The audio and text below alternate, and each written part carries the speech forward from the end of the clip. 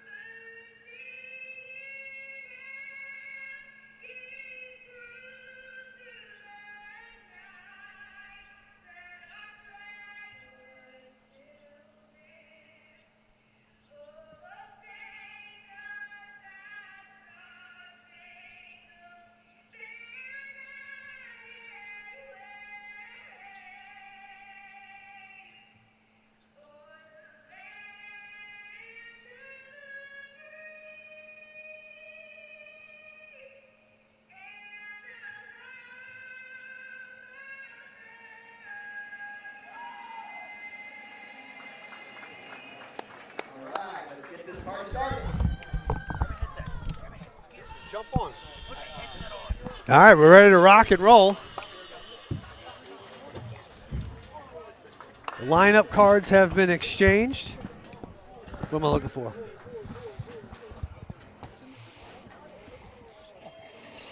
Okay. The Wolves have taken the mound. Yeah, this is just St. Paul's. Okay, here we go. Here we go. All right, so we do have the lineup card for the visiting Brother Martin Crusaders. Leading off is going to be number 12, Stan Wiltz. Hitting second, number 11, Egan Prather. Hitting third, number 9, Ryan Dara. Hitting fourth, number 4, Reese Roussel. In the fifth spot, number 19, Cole Navarro, who will be on the bump for the Crusaders. Hitting sixth, number 8, Brent Miriana. I think that's how you say it. Miriana. Hitting seventh, number 24, Colby Hunter.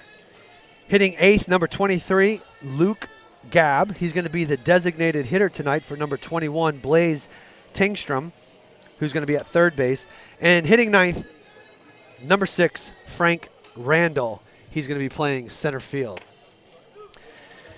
So we're ready to rock and roll here. Leading off for the Crusaders in the top half of the first inning is going to be Stan Wiltz. A number of these kids were on the Little League World Series team several years ago. Were they? Okay. Oh, yeah. Yeah, I think Wiltz the is one of them. team. Prather, one of them, and Roussel was one of them. Okay. Maybe I'm missing another one, but I do remember that.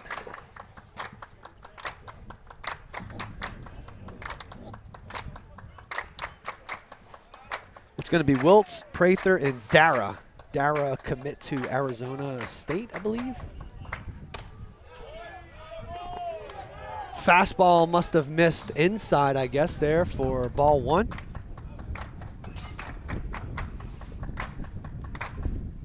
Pop up, straight back, foul, evening the count to 1 ball and 1 strike.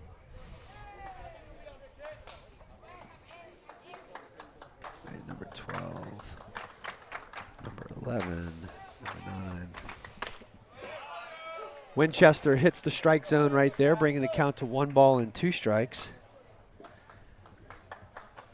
Cooper coming off of a fairly good outing in his last time on the mound.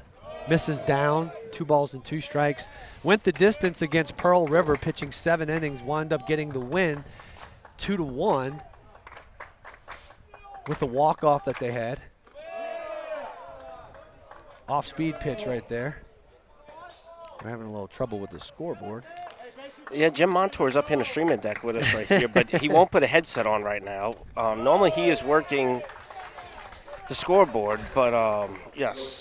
So the leadoff runner is on with a walk. Not the way you really want to start the game. And that's going to bring up number 11, Egan Prather.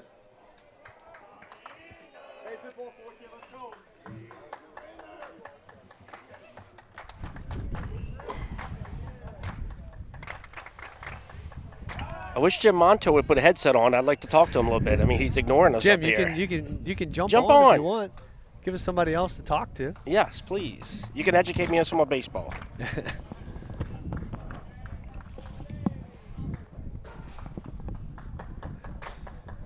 Winchester with another pickoff over at first base. I think they're going to do what they can to try to keep Wiltz at bay over at first, as he is a base stealing threat. Fastball strike on the outside part of the plate. So no balls, 1 strike, 1 out.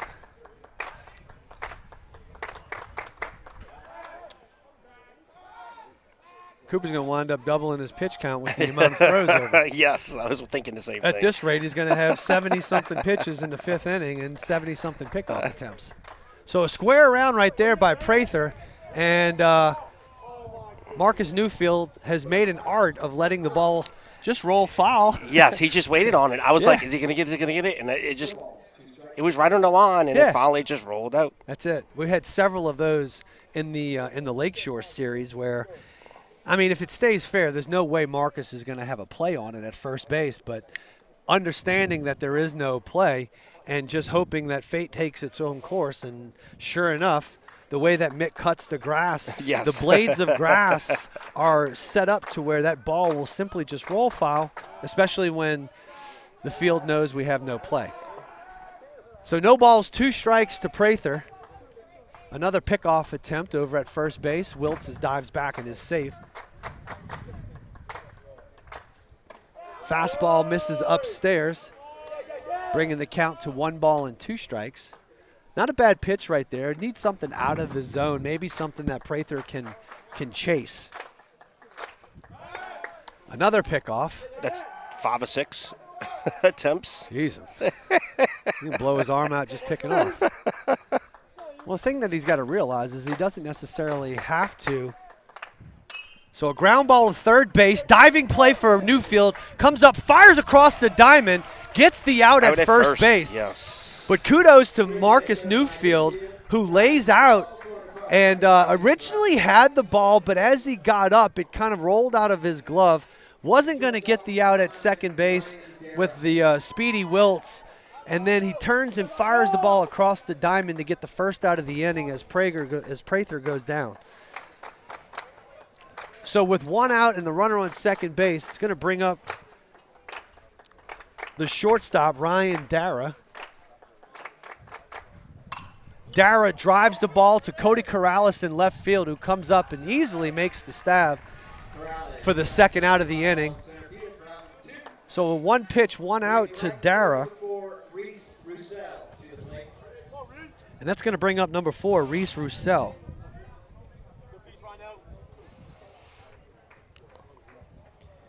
So it's 5, 3, 9, 8. Roussel hitting from the left side. First pitch off speed, catches the inside corner for strike 1.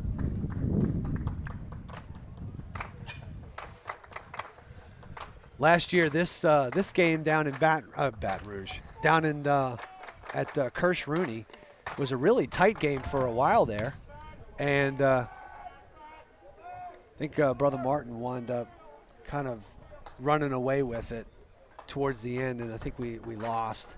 I know we lost, but I remember it being a very intense game. Fastball misses on the outside corner, evening the count to 1 ball and 1 strike. Roussel swings it really, really good. I don't know if you remember watching him back in the Little League World Series, but he was tough out and has definitely transferred that over to the high school level, although he pops this one up to right field.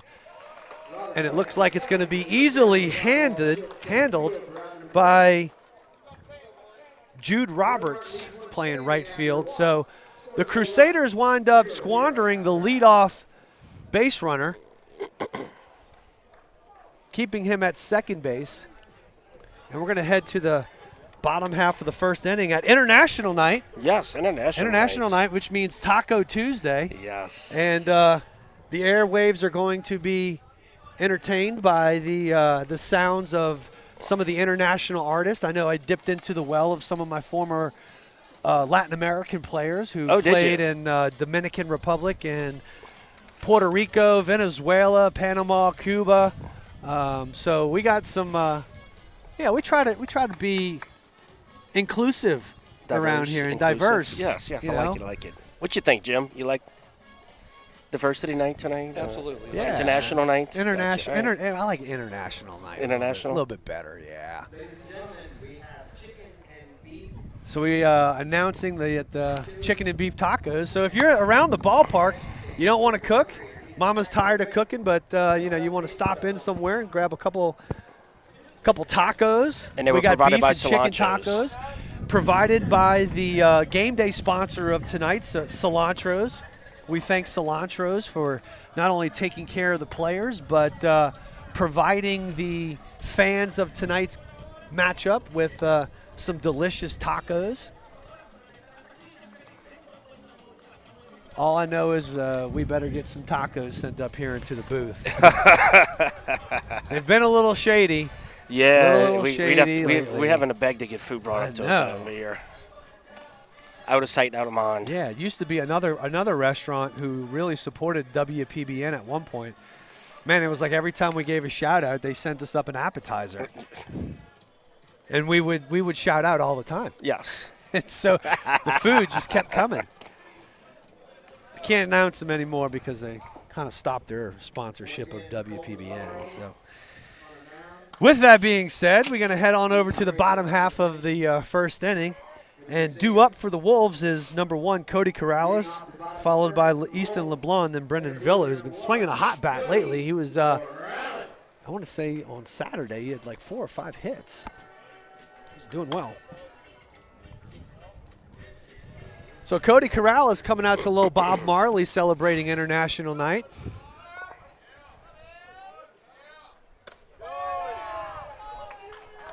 That's strike 1 by Navarro. Fires the first pitch fastball in there. Followed by a breaking pitch, so kind of. Over the weekend, we were hitting that first pitch strike. I mean, we were swinging at it. Yeah, we were being aggressive. Hope that didn't change. Yeah. Corrales hacks at a fastball. Okay, you're going to go. Jim Montour's going to the outfield scoreboard's having help out issues. the scoreboard because we don't play 6 outs here in the Heat. So 0-2 to Corrales. Navarro wind up, delivers. Fouls it off again. You know, one of the big things that a leadoff hitter's got to be able to do is work the pitcher early and often. And if you can get him to kind of start not only throwing a lot of pitches but showing his hand out to shoot, it's actually a good thing. So the breaking ball winds up taking a funny hop over at third base and really just caroms up on the third baseman and gets past him, enters into shallow left field, and Corrales is going to be aboard. And it's kind of a tough call right there on what they would rule that, whether it's an error or a hit. I mean, I don't see how that's an error. I mean, the ball took a funky bounce over his head. It was kind of. It did take kind of a funny hop. I don't think it hit the bag, but it. No. It didn't hit the bag. It just hit the dirt. It did hit the bag. So you know what? We're going to call that. We're going to give Cody some home cooking right there. I like it. And I'm going to give him a base hit on that. I got you. I like it. Although I do think Marcus Newfield would have made that play. There's a very good possibility, yes. So Newfield misses. Navarro Sorry. Misses in with the fastball to Easton LeBlanc. Corrales takes off running. Prather's going to shoot a shot down the and he hoses him. Beautiful shot by Prather, and it catches the speedy Corrales for the first out of the inning. As a catching instructor, I can really appreciate that throw down to the back. Yeah, that was really pretty. That was a beautiful ball to throw on. I don't like it for us, but yes, it's yeah, really no, pretty. it was a fastball up in the zone, and I swear, I hope they did not. Yeah, I haven't lost it yet. I hope they did not turn. I was looking at that, so I don't have the count right now, right? Oh shoot! But we haven't lost that feed just yet, so I'm not sure though. I hope they didn't lose the. I think we're running on battery right now, in all honesty. So they got it back on, but okay. Okay. Just in case we lost the outfield camera, that's what we're talking about. Yeah, we had to reset the scoreboard, and that's our power supply to the center field camera, which we did not lose, so I guess that's a good thing. So full count to Easton LeBlanc. Curveball misses up high. So LeBlanc is going to draw the walk, and the second batter has reached safely. Left fielder, number 15, Brennan Villa. It's going to bring up number 15, Brennan Villa.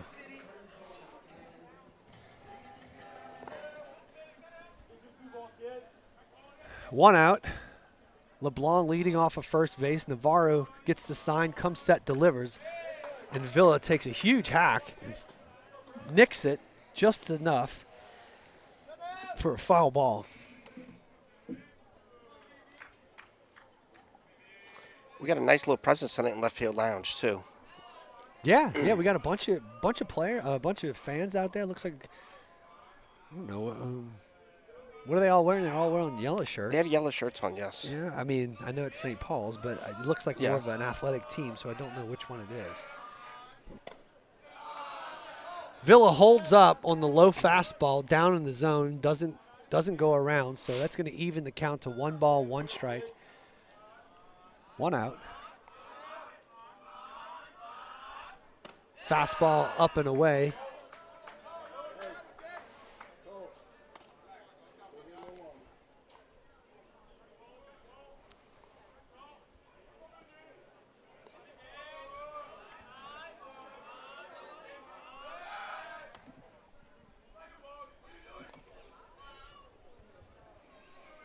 Navarro with a pickoff over to first. Easton LeBlanc dives back safely.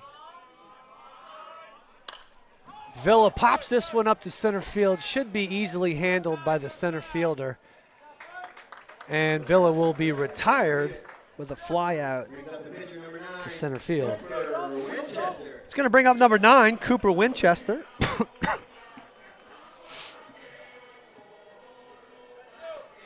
So I guess we can also announce about Gibby. Yes, being it was as announced today that current assistant coach Christian Gibby and first base coach right now is going to assume the head coaching position, as Mick Nunez will be retiring after the season 24, 25 years. I yes. guess. So Winchester takes 2 fastballs on the outside part of the plate. And he is batting right-handed tonight to see, huh? Yeah, he's gonna mix Switched it up a little bit. Yeah. I like it. Yeah, you know, when you're not feeling it one way, he's got the luxury of being able to say, you know what, I'm just going to go up there something totally different. That's actually really cool. You know, that is nice. Not a whole lot of guys can say, I'm just not feeling great on one side. I'm gonna go to another side, but. So he decided that he was just going to go up there right-handed and see if he can shake things up. He's off to a slow start. You know, it hasn't been feeling great. He's kind of been up and down, nothing really consistent. So, you know, Jeff, as you being his dad, I know you're wanting more. Ooh, I'm not sure if that was a strike, but they called it a strike. Look, I'd rather him get hot towards our district play and not right now. If if it goes like, I know there's ups and downs in baseball. Yep. You're either hot, you're not. This might be his little downtime. Let him relax with it. I think he's just trying to figure some things out right now. He's battling some internal issues. pressing a little bit, which, hey, listen, you play this game long enough, it's only a matter of time before that happens. Yes. And, part of the battle of this game is being able to work through the adversities that you face. And, it's one of those things that he's just going to have to work through and figure some things out. But, yeah, like to what you said, we got district happening as early as next week, actually. Yeah, so it's coming quick. Hopefully in time it'll wind up working its way out. But he does get retired, and we're going to be heading to the top half of the second inning.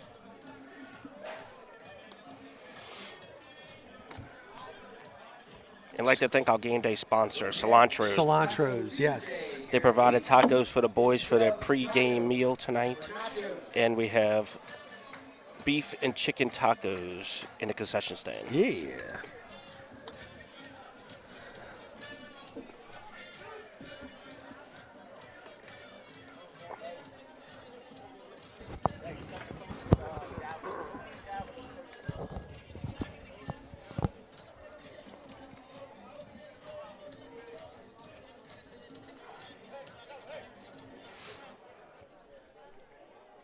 Pitcher number 19, Cole Navarro.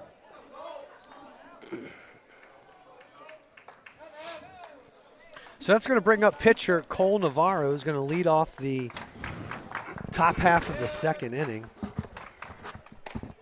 Fastball misses upstairs.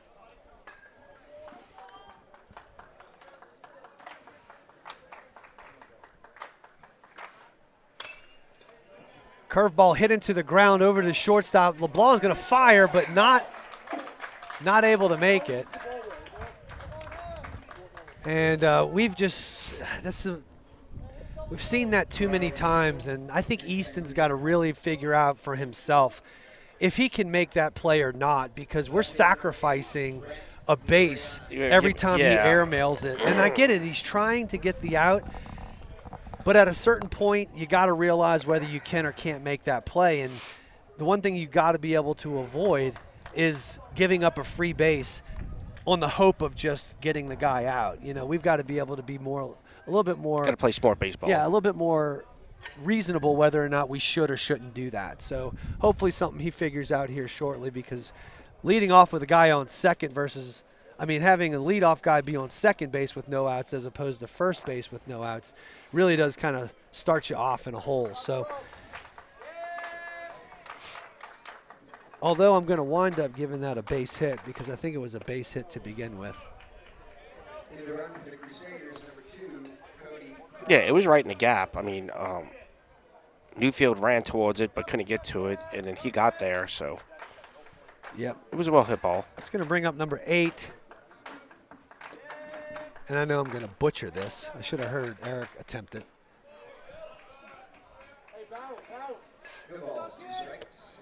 Mioriani. Mioriana, sorry. Mioriana. There's always one. There's always one. What's worse is when you get these like River Parish teams that come in there and it's like, I get no idea. I don't speak Cajun. All right, so 0-2 count. Gets him to chase. What are we doing? What happened there? I thought it was a third strike drop, but it was. I okay. I don't know why Aiden just didn't even make a play. Aiden just did not make a play on it, and I don't know if he assumed that the guy was out or not, but I don't really understand what just happened. Mick's going to question something.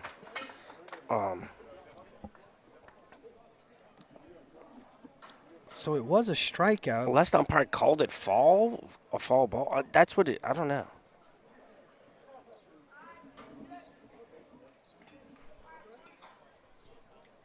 No, I mean you have to put him out. Yeah, I don't know. I just don't know why we didn't. I don't think Aiden realized it was the Yeah. third strike or something. That's what I'm guessing. I don't know. That's giving him a lot of benefit of the doubt. Anyway, so number 24, Colby Hunter, is going to step into the batter's box with runners on first and second and nobody out.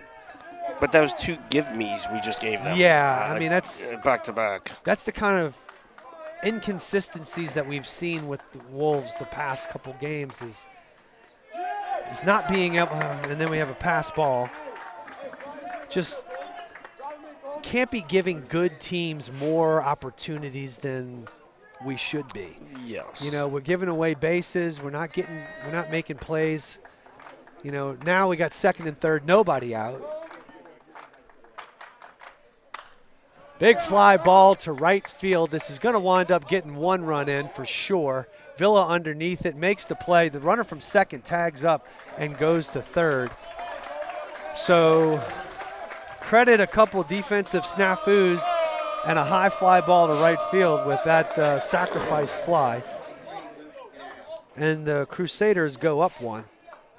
That's going to bring up number 23, Luke Gabb.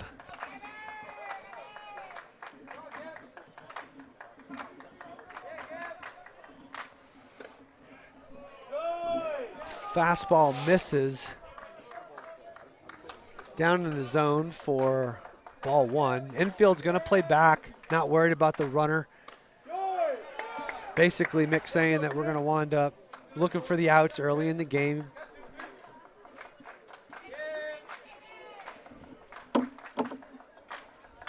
Fastball misses, I guess, upstairs maybe.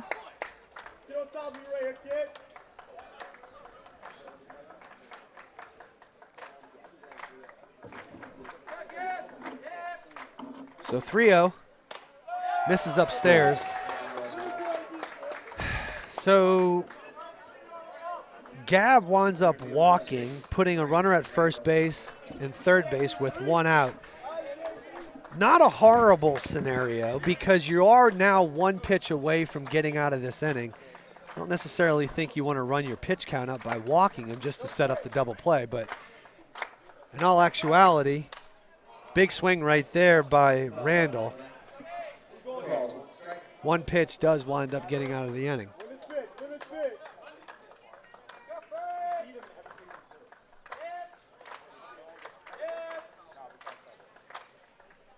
Changeup misses down in the zone. Looks like a delay. They were trying to bait them to make the throw, I think, because it looked like more of a delay and then shutting it down to see whether or not we make the throw. But to no avail, he winds up getting second base. So looking at second and third. Jeez and Pete's. It looked like Cooper lost his footing on the mound and slips, spikes the ball in the dirt, gets past Ankerson, and another run comes in. So the Wolves looking pretty sloppy in the top half of the second inning. And the Crusaders are definitely taking advantage of it as they plate the second run. So runner on third base, we're still going to play back, give up the run, looking for the out. Another walk. So not off to a very solid start on the bump or in the defense. And yes, rightfully so, a mound visit to try to calm things down a little bit. So we're going to take a quick break. I'm going to go in timeout for about 2 minutes, and I'll be right back.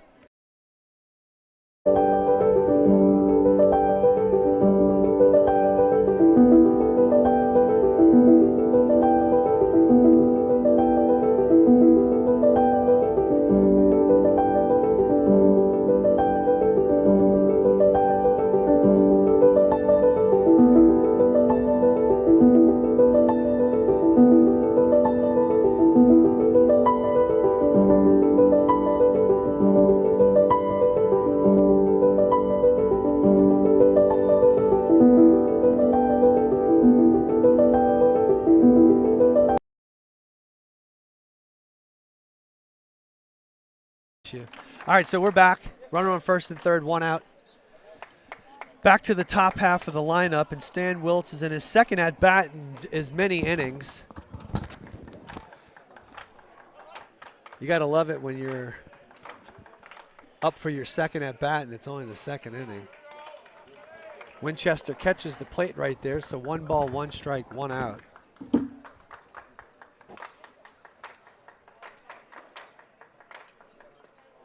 Breaking pitch misses. Ankerson's going to catch the runner going to second base. According, I think Lupo really wanted the runner on third base to break. He's giving him an earful right now. So we'll take a gift back. And with 2 outs, runner on third base, Wiltz is going to ground it to third base, and the Wolves get out of the inning. But we wind up handing over 2 runs on 2 errors in that inning. And we're going to head to the bottom half of the second inning. We're going to come right back.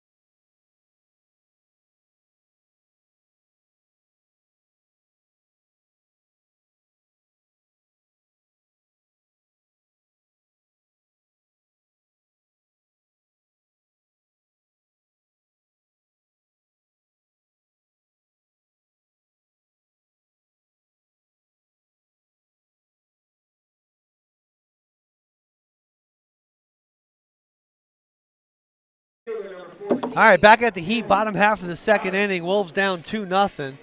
Jude Roberts going to step into the batter's box for the Wolves. Jude had a really good day on Saturday. Couple hits and really nice play in right center field. Not to mention he threw, I think, an inning or 2 in the first game, or the second game maybe. So Navarro on the mound for the Crusaders. Misses downstairs for ball 1.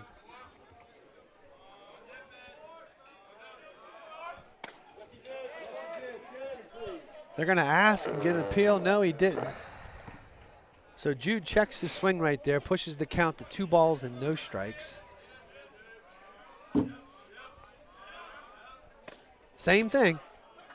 I wonder if that was on the swing, because it seemed to be like the height was not there. Anyway, Jude fouls it back behind the WPBN streaming deck, bringing the count to 2 balls and 2 strikes.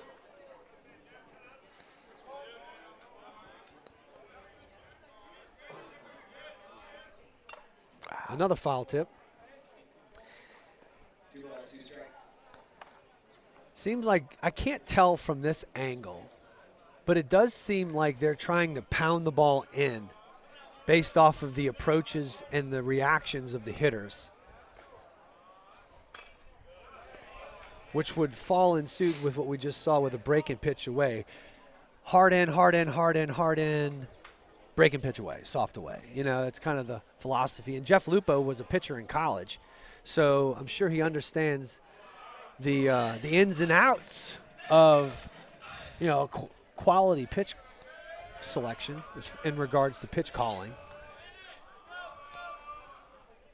So Jude with a knock to right field, beautiful at bat.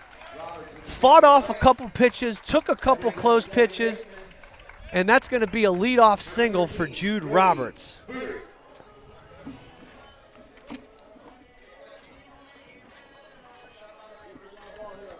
It's going to bring up the second baseman, Brody Bootery. Bootery's starting to heat up a little bit. Swung the bat pretty well on Saturday. I got to go back and look and see exactly what he did. Bootery drives this ball to deep left field. Stan Wiltz is going back. He doesn't see it. It falls back on the warning track. Jude Roberts is around second, heading to third, and Bootery stand-up double on cue. Brody Bootery got into that ball, and Stan Wiltz was going back. He kind of got into the shadows, and if he did have a bead on it, man, he lost it. It was a well-hit ball. That ball was traveling. I think that's Stan Wilt over there in left field. I got to double check, but it's a single-digit number on this jersey. That's all I can tell you. It's kind of far away. No, I am so sorry. I couldn't really tell, but Wilt is at second base. My apologies. That was Brent Mioriani. I'm just going to say Brent. That was Brent.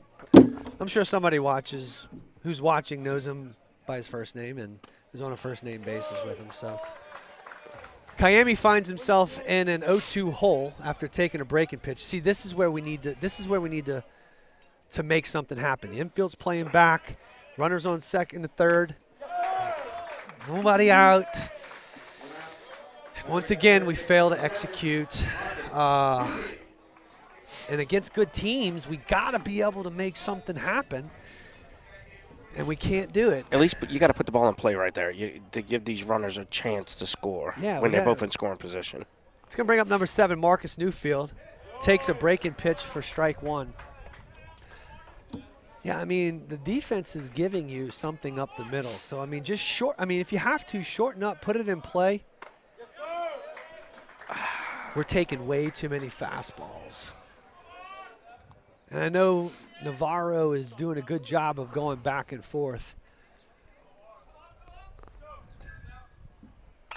Newfield with a big hack. Nice 0-2 hack right there.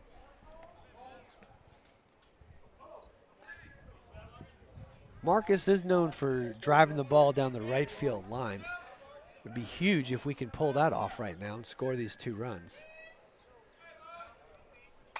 Ground ball up the middle. That's going to plate one. It's going to be a tough play for the shortstop who can't handle it.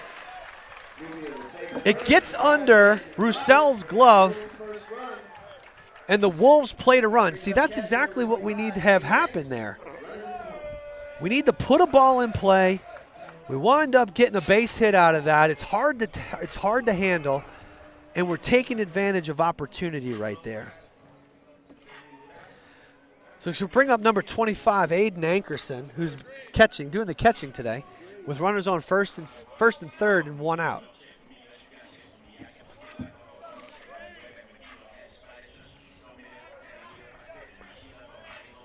I'm sorry, Ryan Dara. I've got this whole thing all jacked up. Oh, sorry. Like, I got to put the positions by. I'm trying to go off of my phone. Big hack by Aiden Ankerson right there. I've got these guys playing all over the place, and I'm totally wrong. Wilt is at second. Dara is at short. Roussel. Well, we always get the lineups last minute, so it's kind of hard for you. I mean, and I got their. I got to just write their names down on the mound here. Moriani, obviously. Brent is in center. I mean, jeez. Brent is in left. My gosh. Somebody just somebody get the bullpen up for the WPBN. Somebody out there who can commentate correctly. Oh my God.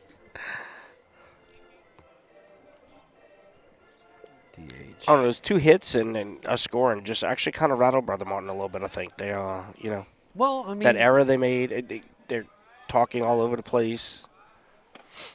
Ankerson takes a breaking pitch up in the zone for ball 1. So 1 ball, 1 strike, 1 out. Runners on first and third. Bottom half of the second inning. Wolves just plated a run on the infield single by Marcus Newfield. Aiden with a big hack right there.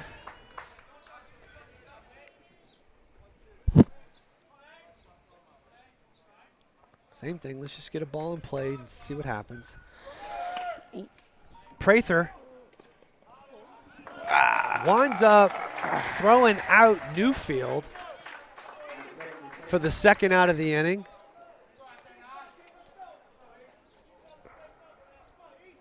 So Egan Prather, Egan Prather with his second put out at second base. Kind of a trick, I won't say a trick play right there, but Darrow breaks to the bag. Wilt passes in front of it, so it freezes the runner at third. They let the ball go all the way through and get the out.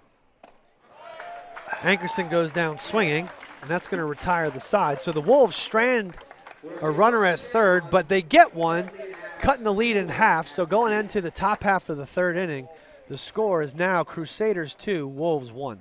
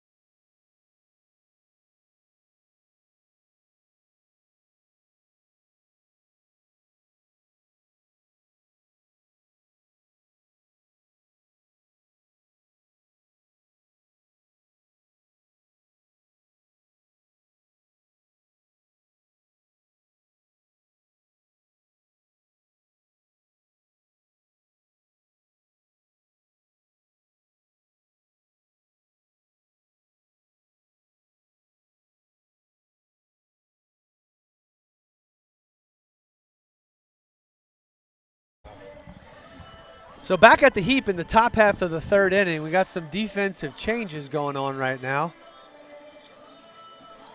On the mound for the Wolves, we got Braden Farizo, who's coming back off of an injury. Cooper goes behind the plate.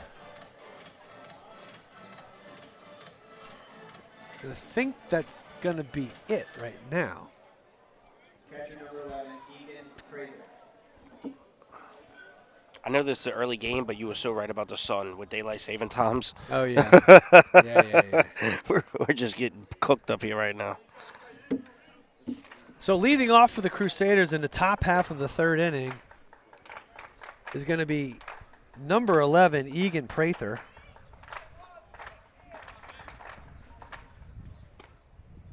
Farizo misses inside on the fastball.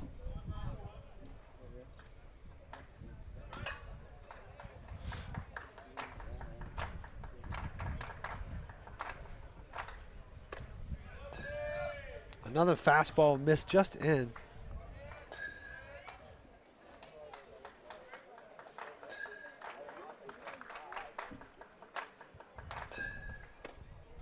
Prather swings through the 2-0 fastball, bringing the count to 2 balls and 1 strike. Braden had a little tenderness in his forearm the past couple weeks, was on the shelf for 2 weeks. Now he's looking pretty strong out there. Another fastball in on the hands of Prather, ground ball over to Bootery for the easy put out over to first base at Kiami. So Prather is retired. And that's going to bring up shortstop number 9, Ryan Dara.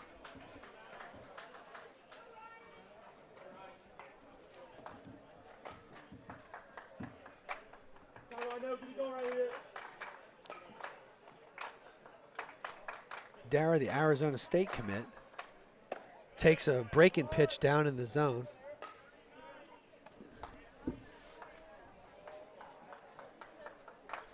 For ball 1. Another breaking pitch. That ball is driven well to right center field. It's off the wall in right center field. Corrales is coming up firing. Easton LeBlanc is going to take a shot at third base. And Dara slides into third base with a triple. That ball was 3 feet away from being out. So triple for Dara, which is going to bring up Reese Roussel, who flew out to left field in his first at-bat.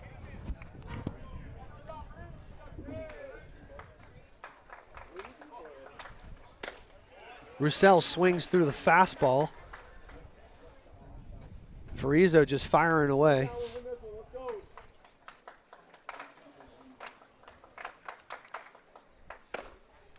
Look like you got a little fired up on that ball that just got hit, because those last few pitches have had some juice to it. A little bit more than what we've seen the last couple pitches. Fastball catches the outside part of the plate, bringing the count to 1 ball and 2 strikes. And it is apparent Braden flipped a switch in these last couple pitches. Getting way into it. Roussel goes down swinging on the fastball. It's almost like Farizo said, you know what, I'm just rearing back and firing. Here's my fastball, try to hit it. That's going to bring up Cole Navarro, the pitcher of record. Roussel leading off, Darrow leading off at third base. Another fastball hit that's going to go down the line, and it's just going to, be out just on the outstretched arms of Villa. Navarro's going to stand up into second base, and that's going to bring home Dara from third base. So the Wolves, the Crusaders plate 1 on the double by the pitcher, Cole Navarro. So with 2 outs, the left fielder, we got Brent coming up. Brent's coming in. Brent's coming up. Brent's coming up. Brent.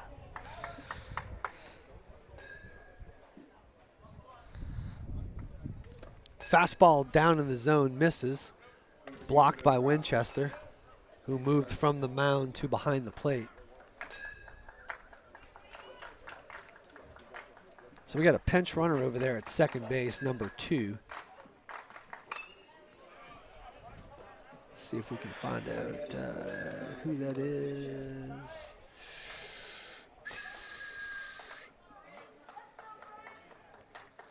Number 2, Cody Crop. Pinch running.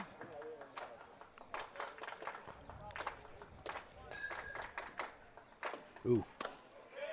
Fastball catches the outside part of the plate. Brent wanted to swing and he held up. So 1 ball, 2 strikes, 2 outs. Crop with a pretty decent lead over there at second base. See, waited. Oh, jeez, Pete. Wound up freezing him. And then Crop winds up stealing third base on that ball with no throw. 2 outs, not a bad call. Let's get the hitter. Fastball misses upstairs, brings the count to 3 balls and 2 strikes.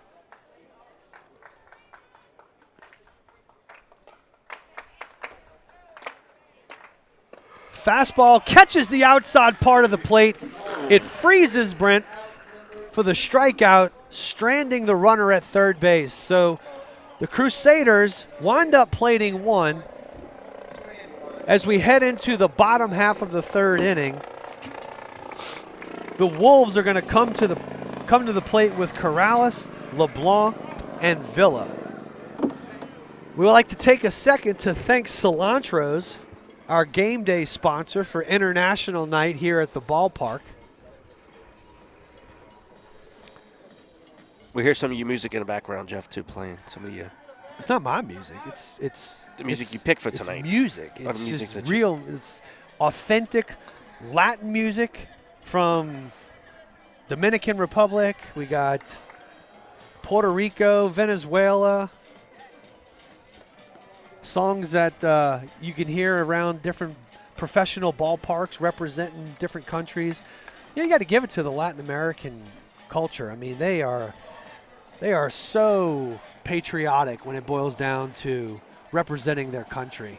You know, from the music to the flags to how they cook. That's one of the best things about playing with the Latin Americans. Oh, I bet so. I can only oh my gosh, I can only imagine. A little arroz con pollo. I mean, that is Very nice, Jeff. It is good right there. I'd go to their apartments after the game and, you know, smells just, I mean, Yes, they unbelievable. And they all know how to cook. Amazing. It's crazy. All right, so heading into the bottom half of the third inning, we got Cody Corrales going to lead things off for the Wolves. Navarro's still on the mound. Corrales takes a fastball upstairs for a ball. Cody with a single in his first at-bat. Looks at a fastball down in the zone for strike one. Must have caught the bottom half of the zone. So 1-1 count. Breaking pitch. Called for strike two, so 1 ball, 2 strikes.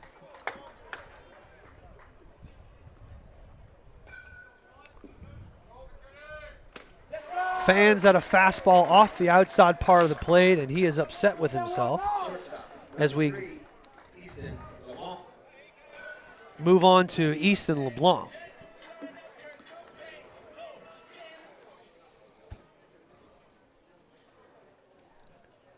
So 1 out. LeBlanc takes a break-in pitch for a strike. Navarro looks like he's in full command of his pitches right now. Back and forth, just mixing it up, attacking the strike zone with both pitches. I mean, that's tough to beat.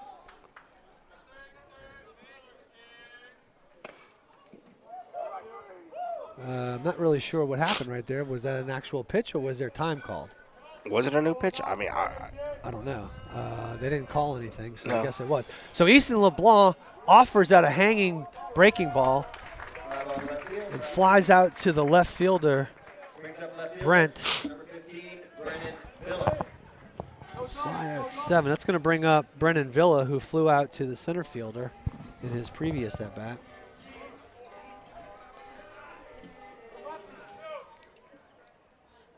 Nope. Coach Mick wants to talk to Villa about something specific. Odd that you see him wanting to talk to nobody on base and 2 outs. Probably telling him, hey, maybe take a pitch or so. I don't know.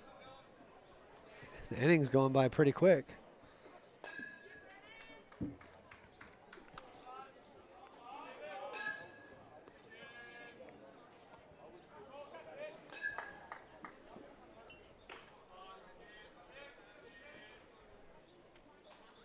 Navarro fires and Villa beats it into the ground.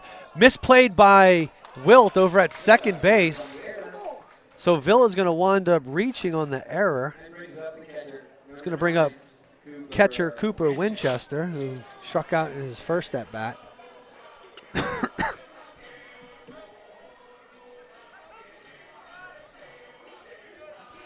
I wouldn't be surprised if I see him swinging out of his shoes in this at-bat. Rare that he winds up looking at 3 fastballs and strike out. So Navarro delivers. Cooper with a drive down to right center field. That is going to fall in for a base hit. Brennan Villa is going to go first to third, and Cooper reaches safely on the base hit to right center field. That's going to bring up Jude Roberts, who had a base hit in his first at-bat. All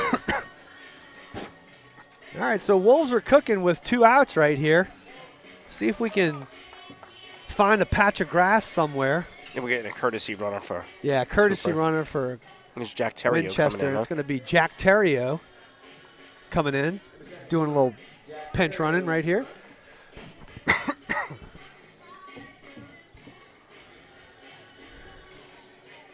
I know it's international night, but you can't go wrong with a little Poison from Belle Biv DeVoe as a walk-up song. I don't know where either one of those guys are from, but we'll just say it's an international song. So Robert steps in the box. Navarro fires. Jude takes a huge hack and fouls it straight back.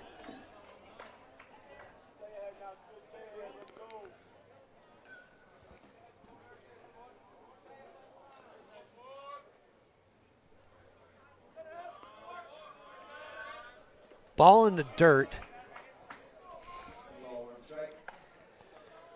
That might have been the only time where I'm okay with not trying to take advantage of that ball in the dirt. I know I've been preaching that Yes, the you last have. few games, but Prather seems to be dropping dimes out there, and he blocked it, and it didn't even get away from him. So good read right there by Jack Terrio.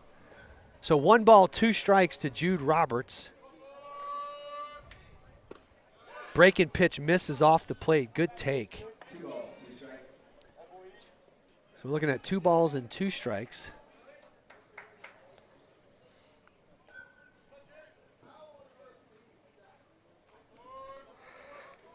Don't take your hand off the bat. Oh, my goodness.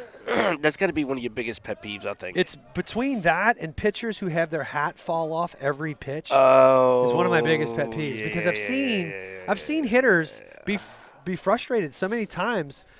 By calling time, they take their hand off the bat, and the umpire doesn't grant time, and they miss a very hittable pitch. Wind up finding themselves in a hole. So not in that instance right there. So Jude Roberts goes down swinging on a nice breaking pitch right there by Navarro, and the Wolves strand 2 more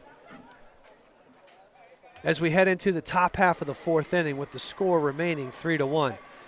Once again, thank you to Cilantros for sponsoring tonight's game. They've supplied us with some tacos, some beef and chicken tacos in the concession stand. So we appreciate Cilantros for all their support. You can find them in downtown Covington, yes. On street they're on. Is it Columbia? You know, I think yes, it is Columbia Street. Columbia Street? Yes. Yeah. It's the first block of Columbia Street. Yes. So it looks like we're going to have a parade of pitchers go to the mound for the Wolves today. We're on our 3rd pitcher in 4 innings, and Easton LeBlanc is going to hop on the bump for the Wolves. Brody Bootery is going to slide over to shortstop, and looks like Sammy St. Pierre is going to go to second base.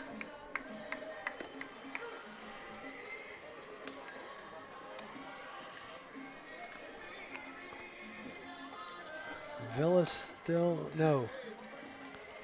Who do we have? Did Roberts move to? I can't tell who's in. 15's in left. No, Villa must be in left. I wonder if Jude must have stayed in right. Okay. He's tripping me out because he's got the glove in his right hand. I'm thinking they put a lefty out there. I'm like, who is left-handed out Gotcha, in right okay. field? That's going to bring up number 24, Colby Hunter, who had a sacrifice fly to right field in his first at-bat. It takes a breaking pitch down in the zone for ball 1. This kid's huge. A big hack right there. But to no avail. Swings through it to even the count to 1 ball and 1 strike. Swinging a lightsaber with that fluorescent yellow bat he's got going on. Fastball just misses, I guess, up maybe. So 2 balls, 1 strike to Hunter. Fastball catches the outside part of the plate, evening the count to 2 balls and 2 strikes. Looks like Mick and Jeff Lupo engaged in a little friendly banter over there by third base. LeBlanc's fastball misses on the outside part of the plate, bringing the count to 3 balls and 2 strikes.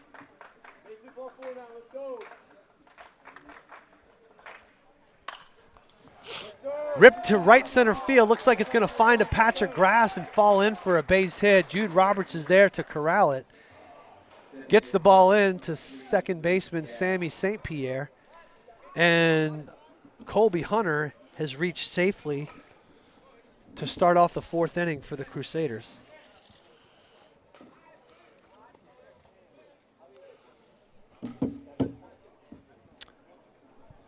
going to bring up number 23, Luke Gabb. And we must have a pinch runner for Hunter. Number 23, is it 23 or 33? I think it's 33. Yes, 33. Number 33 looks like Rex LeBlanc is going to be courtesy running. Snap throw to first base from the pitcher.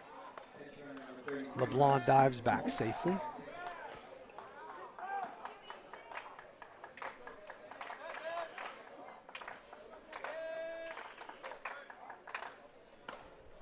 Big swing right there by Gabb, swinging through it.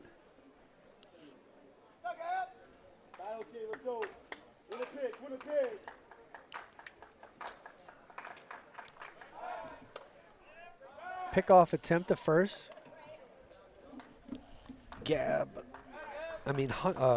LeBlanc dives back safely.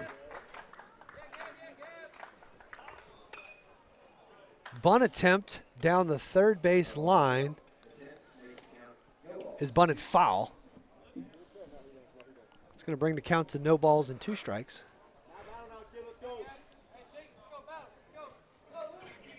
Let's see if Jeff Lupo keeps the bunt on with 2 strikes. Some of you might be watching the game thinking, who bunts with 2 strikes? And I will tell you, the St. Paul's Wolves do. And we've seen it on many occasions over the years. You're asked to do a job, you do it. Yes. Even when your back's against the wall. So that fastball gets fouled straight back, and Gabb is in Bee Gees mode, staying alive as the count moves to 0-2.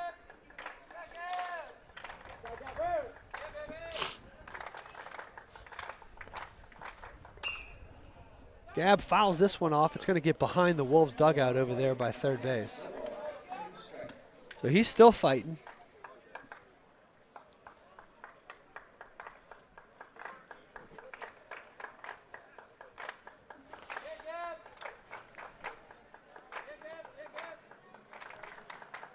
LeBlanc delivers, and a big swing, and Gabb goes down swinging for the first out of the inning. That's going to bring up Frank Randall, who drew a walk in his first at-bat.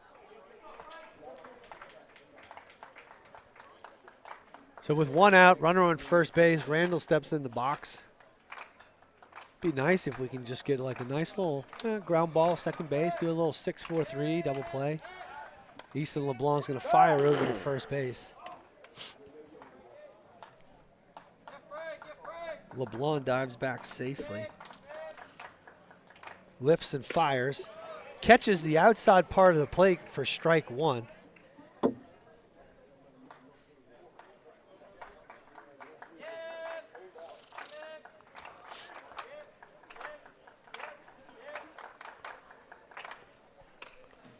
Another big hack right there. A little late on that fastball, though. Fouls it straight back. So no balls, 2 strikes to Gabb. It's a nice crowd over at the Heap today, especially for an early game. Yeah, Brother Martin traveled so really a ground well. ball to Bootery at short, steps on the bag, fires over to first base, and the double play is complete. So the Wolves wind up getting Randall to hit into a 6 unassisted double play, or I should say 6-3 double play. He didn't pass it off to the second baseman. So with the score still remaining 3-1, we head into the bottom half of the 4th inning. We'll take a quick break and we'll be right back.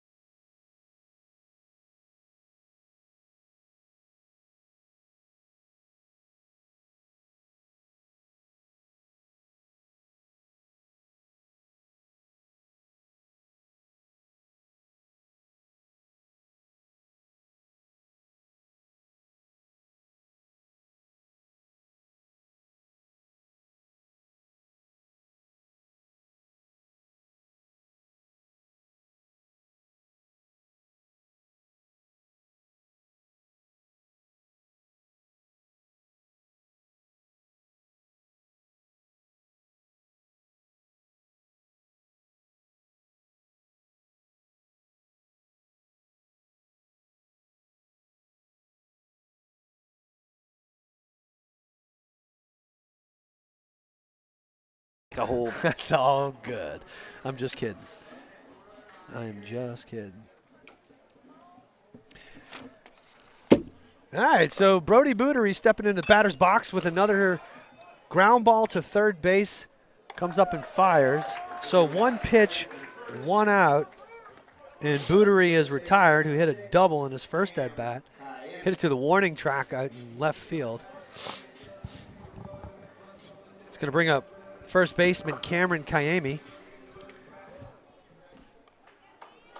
Struck out in his first at-bat. Cameron takes fastball off the plate. We do have a nice crowd in the left field lounge right now.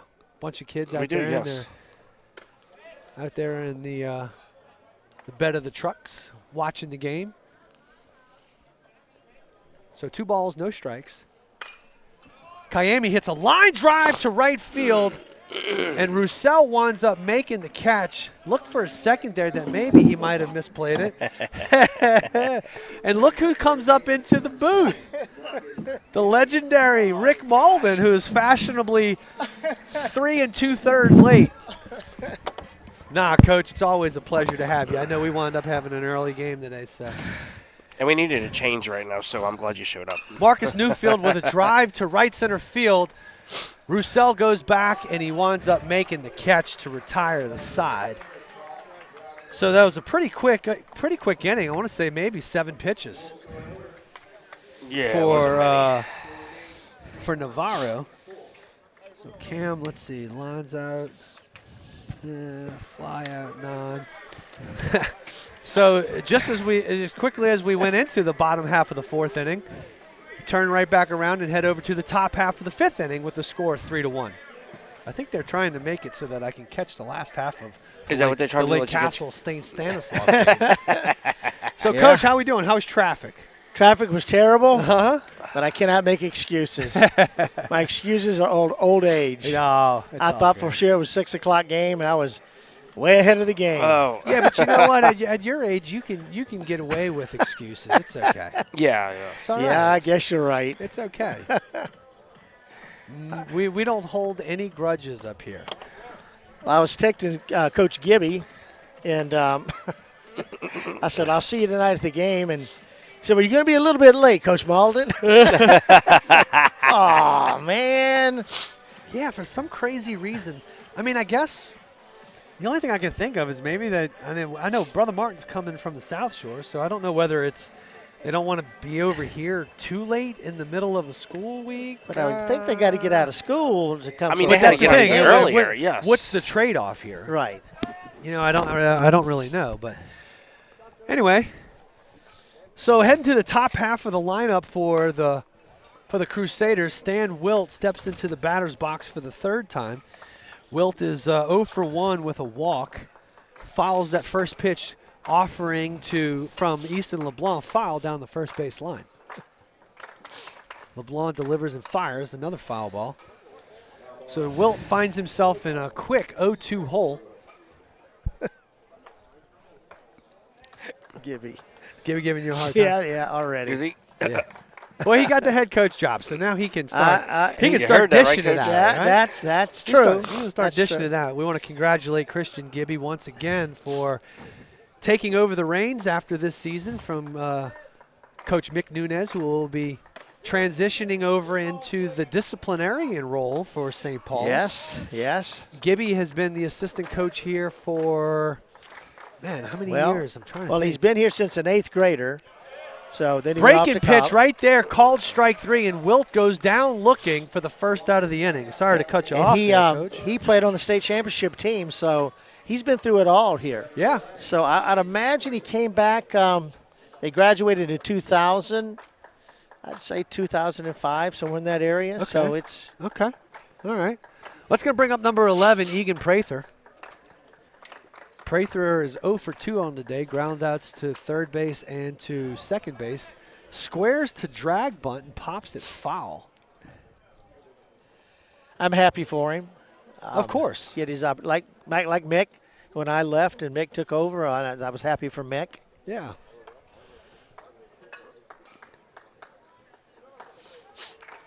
And he also got another position, too. He's on top of a administrative position. Fastball catches the outside part of the plate for strike 2. And then another administrative position. Well, it's What am not I really missing? administrative. They help him and Coach Barwick, Luke Barwick, are going to be dealing with a new role that they're putting in. Flips the bat out there to right field, and Jude Roberts winds up making a nice little sliding catch for out number 2, and Prather is retired. So it's just a new position they've created for both of them to help.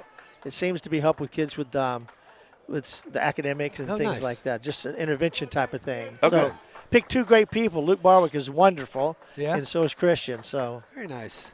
a lot of changes this year. Lots of changes. That's right.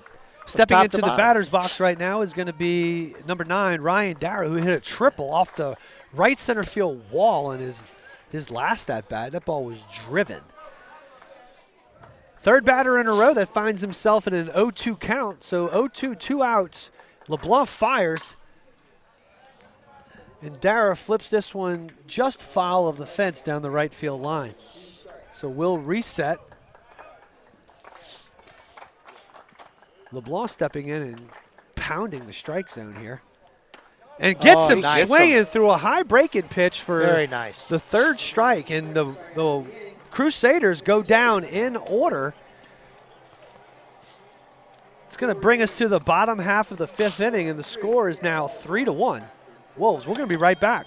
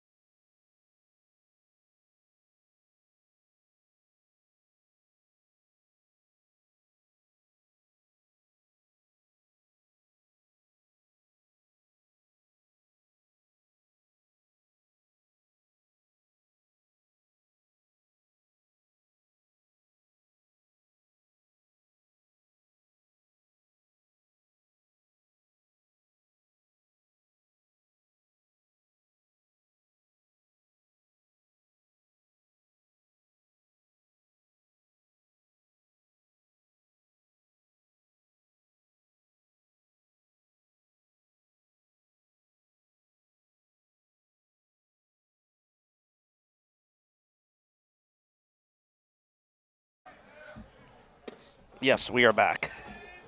I don't deserve it that late. We're back live, Jeff.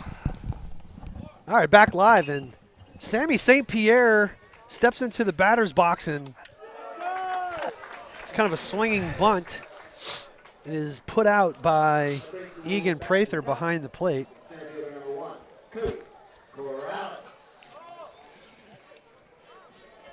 It's going to bring up center fielder Cody Corrales, sitting at 1 for 2 right now on the day with a base hit and a strikeout. Navarre just going to work right now. He's been pounding the strike zone pretty Pounding good. the strike zone. Gets some offering at a breaking pitch off the plate. Seems like Cody's been having a little trouble with the outside pitch today. It's the 2nd time he's offered at those pitches, swinging through them. And just misses off the plate with a fastball. Very good pitch. Not a strike, though. You're the man. Thank you.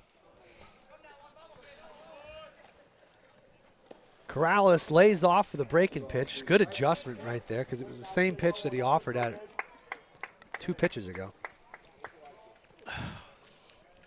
So 2-2.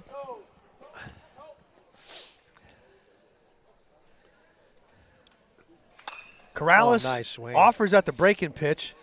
Man. Dara eats it up over there at shortstop. And that's going to retire Corrales for out number 2. It's going to bring up pitcher Easton LeBlanc. It's funny how grounders like that are just barely off, a little bit more solid. You know, a little to the left, a little to the right, a base hit, or baseball's just a funny little game. You know, it just, he's not laughing. Yeah. No. LeBlanc takes a fastball upstairs for ball 1. Beautiful afternoon. Oh, man. Gosh. Yes. It's one of those days where you just want to bottle up this weather Yes. right here and just play every baseball game in this right here. It's beautiful. 2-0 to Easton. Fastball hits the outside part of the plate. 2 balls, 1 strike now.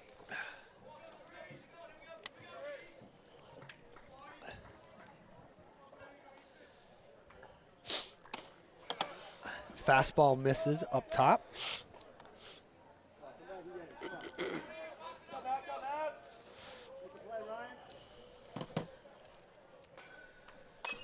Easton with a big hack right there at 3-1. Nice swing.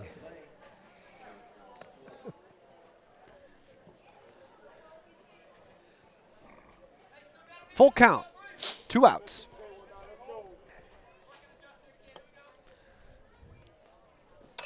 Easton ground ball to third baseman. Could be, nice play.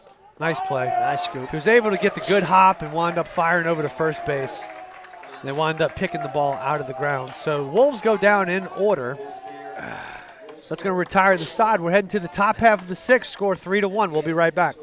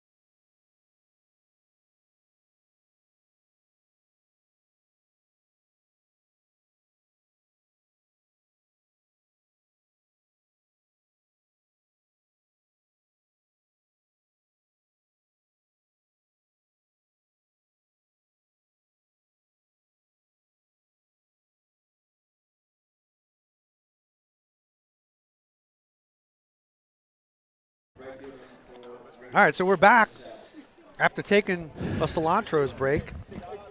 Get a chance to taste some of this nice food from Cilantro's, our official game day sponsor. A couple changes out on the field. We got Marcus Newfield on the mound now for the Wolves, and Andrew Iannusa moves over to third base. Curveball on the corner. And Mark is Outside. picking up where Easton LeBlanc left off. 0-2 count to number 4, Reese Roussel. Gets in on his hands and flips one over to left field, but Brennan Villa is there to make the out. So Roussel flies out for the first out of the inning. It's going to bring up pitcher Cole Navarro,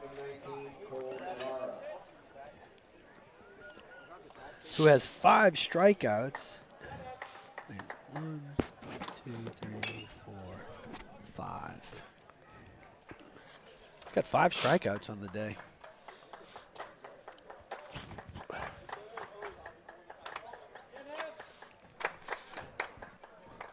LeBlanc with a ground ball. Oh, nice try. Oh, and it ekes through the infield.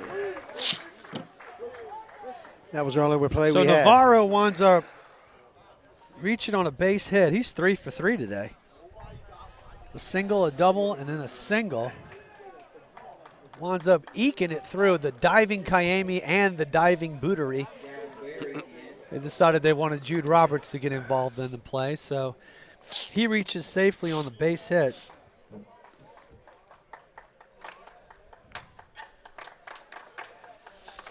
Another courtesy run. It takes off.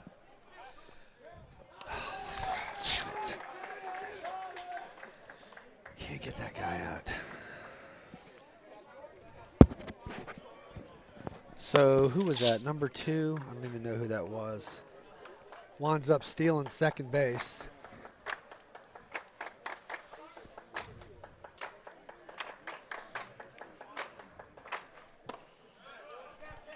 Looks like we got a pinch hitter here. Number 10. Who is 10? Gavin Berry in the batter's box right now for the Crusaders, who offers at a bunt, offers at a ball down in the zone, so brings the count to 1 ball, 2 strikes, runner on first base, 1 out. Second base. I'm sorry, second base. Second base, 1 out. It's all right. You got a lot going on over there. Yeah. Not to mention, people, I'm still getting hit up for work. Oh, nice location. I don't know if I could have taken that one. 2-2. We got to try to keep these runners at second base close. There we go. There you go, Jeff. You made the call. Well, they're dancing around pretty bit, a lot, and now, granted, the scenario wasn't necessarily the right one to throw down a third base with 2 outs, but they wound up stealing a bag earlier, getting the third base.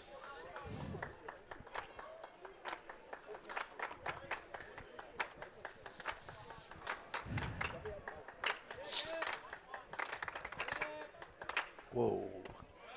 Breaking pitch catches the outside part of the plate.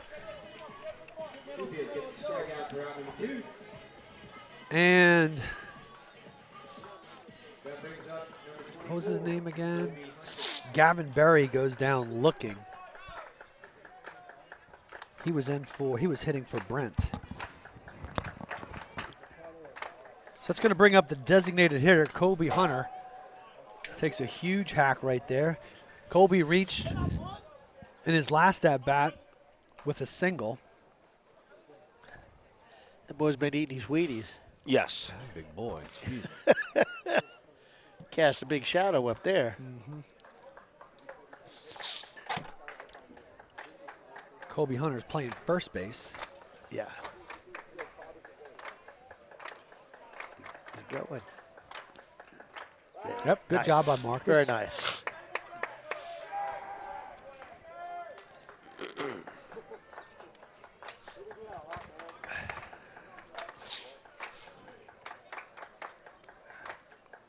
Marcus lifts and fires. Big hack right there by Hunter again. Finds himself in an 0-2 count. So no balls, 2 strikes, 2 outs. Top of 6th. Wolves trail 3-1.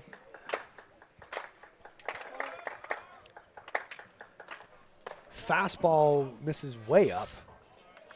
Got to make it a little more attainable than that. Yeah, Just I a mean, little that's bit. the idea. That's the idea. You got to be a little bit more competitive, though. I mean, if they see it that far, Yes. they're not going to offer. It's got to be kind of like shoulder height. Marcus lifts and fires.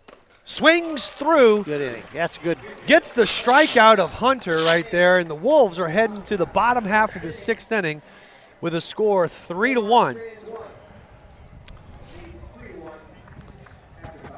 So right talk back. a little basketball for a second here. Have y'all watched any of the LSU, South Carolina stuff? Yes, I saw it. Man, I did not see what I I just read saw some about highlights, the brawl. and Yeah. they were just a little too. That's not chippy. That's they kind of rough. I mean, Well, mean, Lenny, I I saw it. I didn't see it when it first started, right, okay, but they're talking about the big girl pushing the little girl down. yeah, But the girl from South Carolina. for South Carolina pushed the big girl first. First, Yeah. yes, And yeah. I mean, if you're gonna pick at the big dog, if he bites you, you got to be. Yeah, correct. But So- there was all the hair pulling, and I mean, I'm like, oh, come on now, look, lady, be ladies too. Yeah. Can y'all be ladies? What is that? What is that anymore? Yeah, I might get in trouble for saying that. I know, I got No. you. But man, it just looks like a little too aggressive.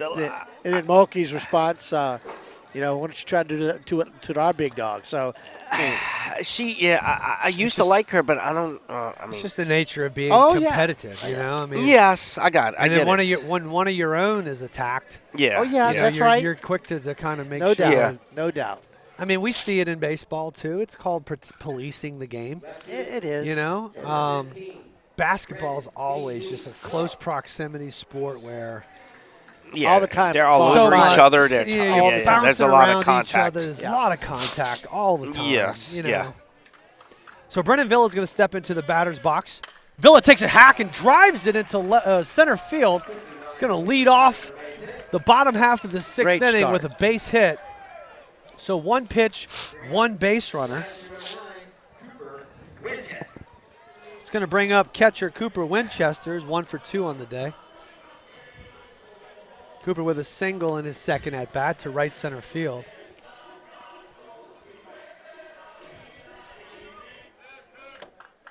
The sun's at a point now where I'm not sure whether glasses actually help or hurt.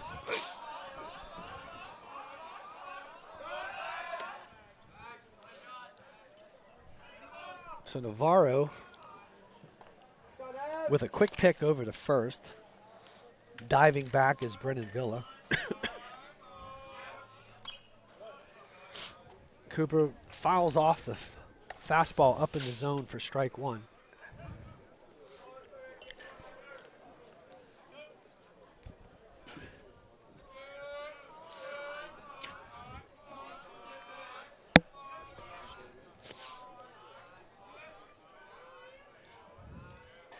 Cooper going to give him a little bit of time to figure it all out. No balls, one strike.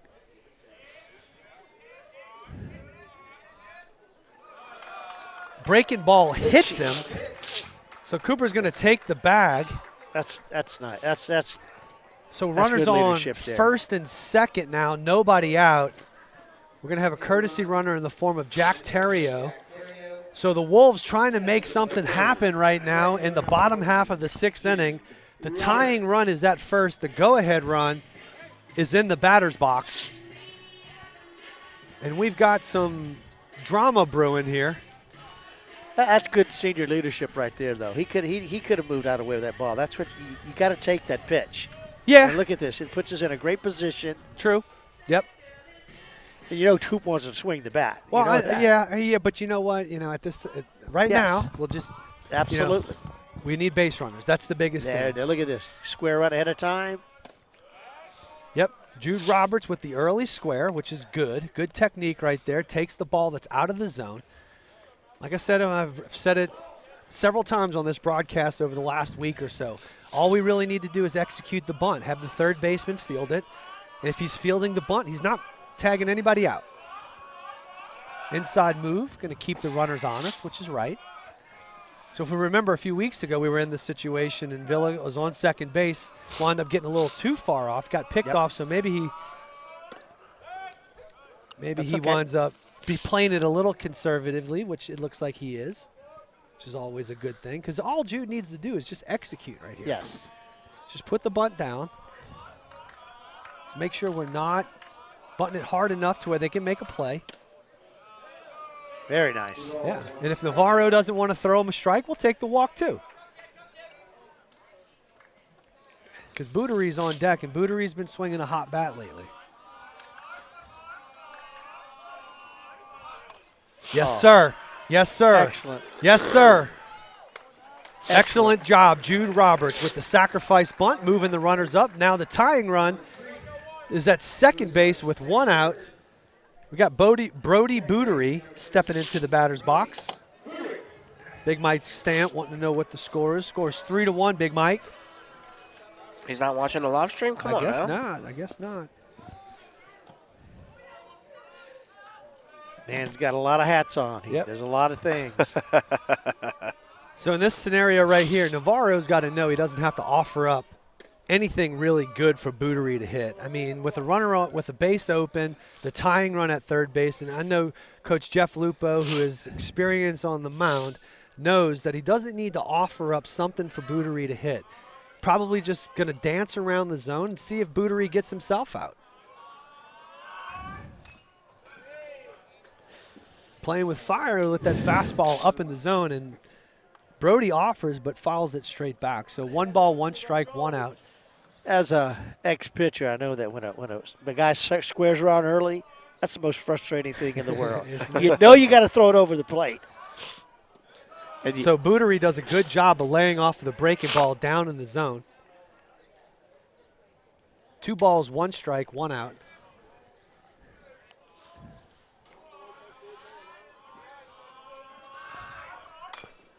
Brody just misses the fastball. Right on it. So 2 balls, 2 strikes.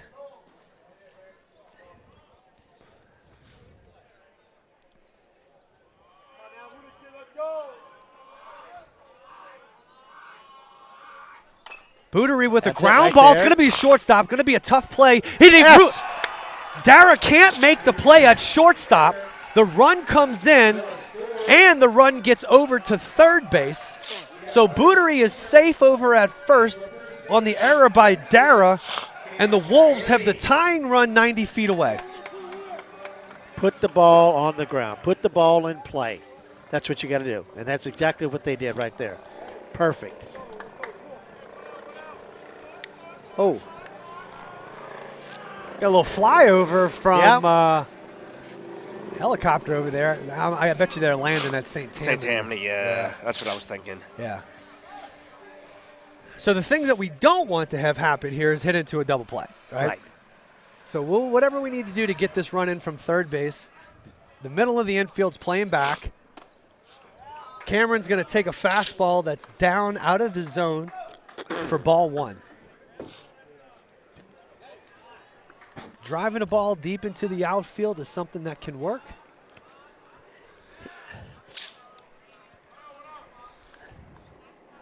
And if Brody is smart enough, depending on where this, if he hits a fly ball to the outfield, it would be important to be able to try to tag up and get to second if you can get there safely, putting the go-ahead run at second base. Oh, come on, now. Cam takes a big hack right there. So 1 ball, 1 strike.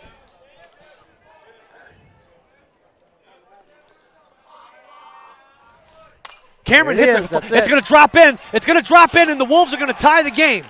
So Cameron Kayame with a base hit to right center field scores the runner from third, and the Wolves are now making things happen offensively in a moment that is desperately needed to have. So the game is tied in the bottom half of the 6th inning with the go-ahead run at second base, insurance run at first. Still 1 out. And Navarro, they don't have anybody in the bullpen, so I guess he's going to wind up maybe going the distance here, I guess. I don't know. So Marcus Newfield steps in the batter's box, takes a fastball down in the zone. I mean, I got to give it credit to the home plate umpire. He hasn't called. I mean, that's been consistent the whole since time. I've been here. Yeah, it's been consistent the whole game. Marcus with a ground ball back to the pitcher. My gosh. Dara's going to step on third base. The throw takes him off the bag. The throw takes him off the bag over at first base. So for the time being, Marcus is going to wind up staying at first. I think Lupo's going to argue the fact that he didn't slide and give himself up at second base. Or he's going to say, I think they're going to talk about it right here. I mean, anytime the field umpire says he's going to talk about that really fast, it's almost an indicator that maybe he wound up missing the call. And, hey, let's just get the call right. He's going to call him out. He's going to call him out. Oh, to my surprise. Right, to all of us. He doesn't have interference. He says he doesn't have interference. So Lupo is going to argue that.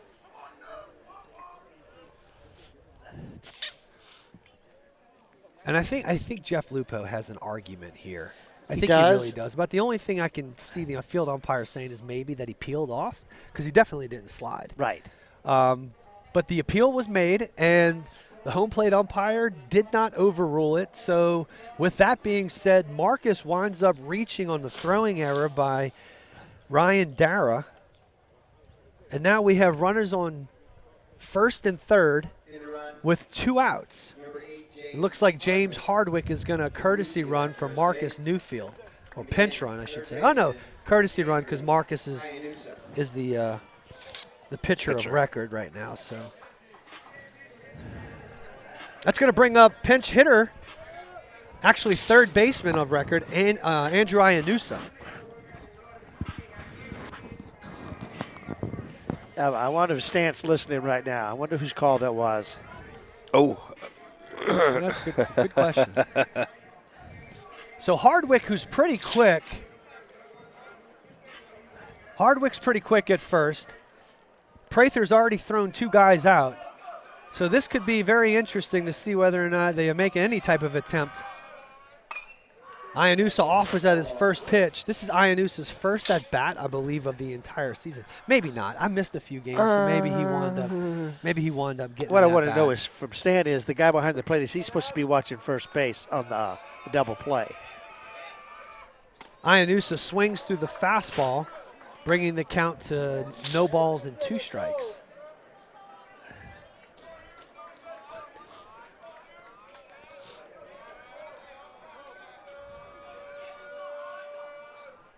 Fastball misses upstairs. 1 ball, 2 strikes, 2 outs.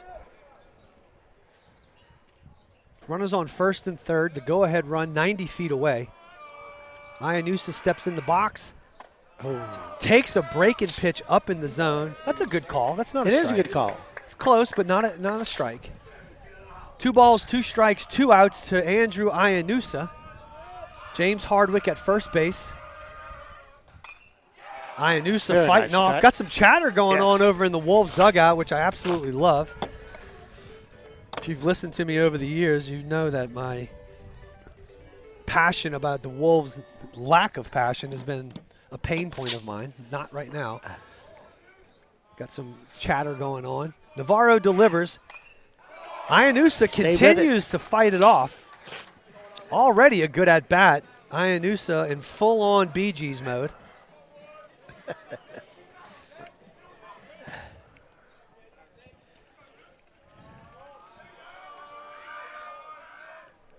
Ooh, just misses on the fastball off the outside part of the plate. So 3-2, 2 outs. The runner at first is going to be moving on the pitch, or he should be anyway. Iannusa in the batter's box. First baseman's going to play behind him, as he should. And Iannusa swings through the fastball. But the Wolves wind up tying it as we head into the top of the last inning. The Wolves scored 2, and the score is now 3-3, and we'll be right back.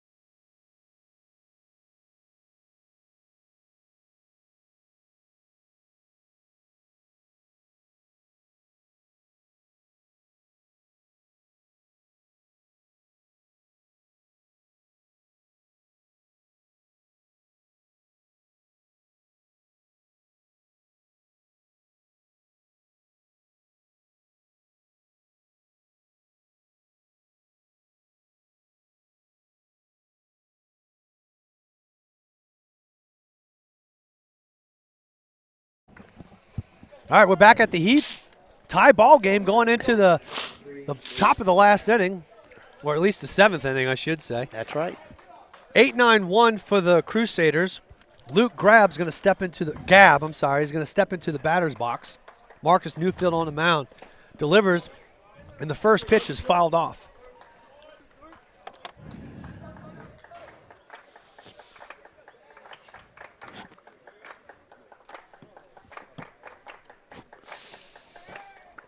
Gab is 0 for 1 on the day with a walk and a strikeout. Probably would love nothing more than to lead off the 7th inning with a base hit. Or an error, or a hit by pitch, or something. Newfield gets him to chase upstairs. 1 ball, 2 strikes now to Gab.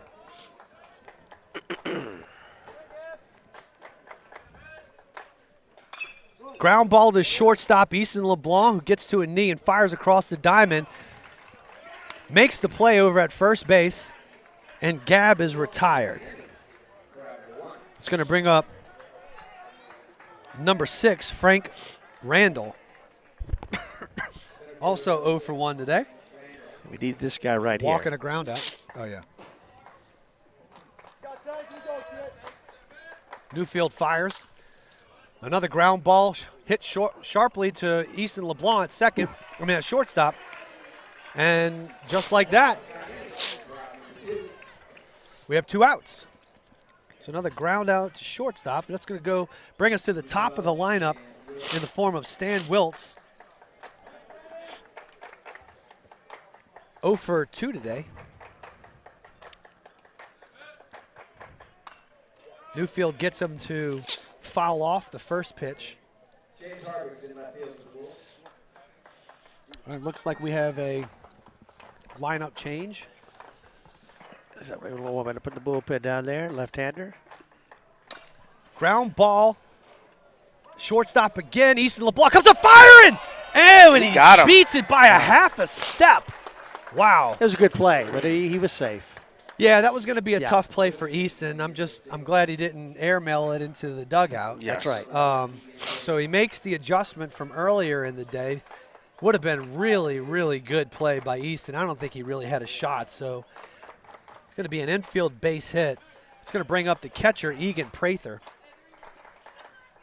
And I can almost guarantee you they're figuring out a way to get Wiltz to second base.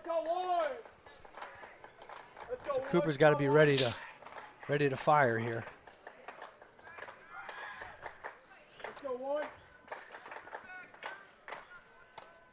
Breaking pitch, strike 1.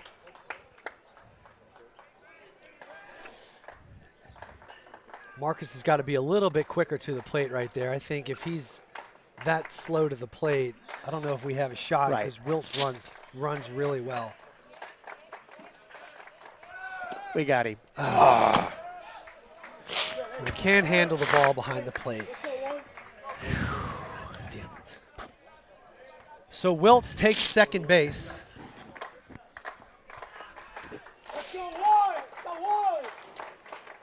Got to keep him close right here. So 1 ball, 1 strike. Can't keep giving him extra feet on the base. We got to be pitching the ball when he's got his weight and momentum going back to second, not towards third base. I think that's a miscommunication right there that we've got to figure that out. So 1 ball, 2 strikes, 2 outs to Prather. Go ahead run at second base. Newfield lifts and fires. Fastball off the outside part of the plate.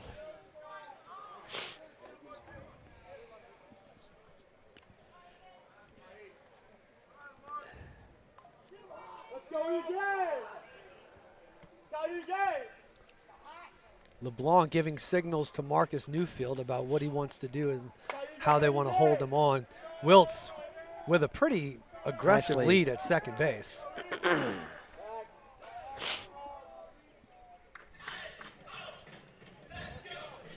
So 2-2 to Prather.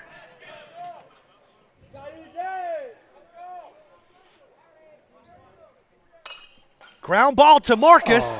It hits his glove. He comes up firing, keeps his composure, and gets Prather out at first as he dives into the first base. So the Wolves wind up stranding the go-ahead run at second base, and we're heading into the bottom half of the seventh with the score 3-3 tied, and the opportunity to win it in the bottom half. So good ball game going back and forth. Good ball game right now. And then all you really want is to be able to have an opportunity to win it in the last inning. That's right. You know, get the tie and get the go-ahead run up to the plate. Given the tie, obviously we have the ability to get that go-ahead run into the batter's box. We just need to make something happen.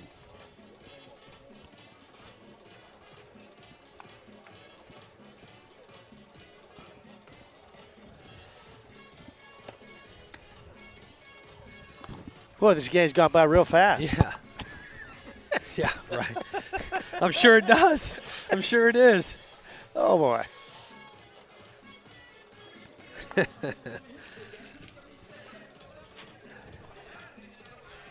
I'm not going to tell my wife this game was at 4 o'clock. It'd be another one. Did you check your schedule? Yeah, right.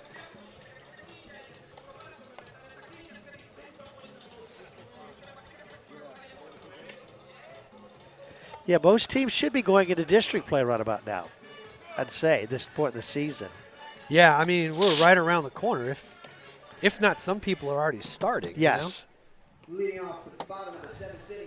All right, so we got the top of the lineup stepping into the batter's box right now for the Wolves. We got Corrales, LeBlanc, and Villa. Hopefully we can scratch away for one and send Brother Martin packing. Fastball for a strike. I mean, Navarro's still out there. He's going the distance right here. Yep. Corrales fouls the fastball back.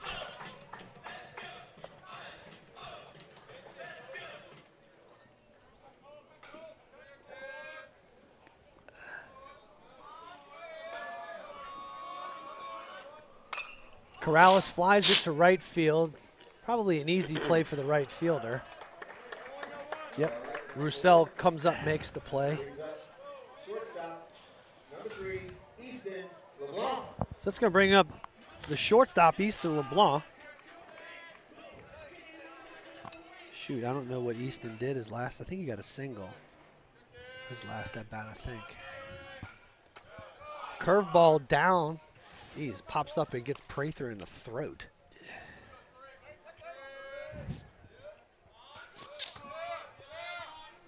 Big hack right there by LeBlanc. Swings through the fastball upstairs, even in the count to 1-1 strike. And we got action in the bullpen for the Crusaders. Same fastball, but misses. Yes. Up and in. Easton does not offer. So 2 balls, 1 strike. That's a fastball, catches the bottom half of the zone. 2-2.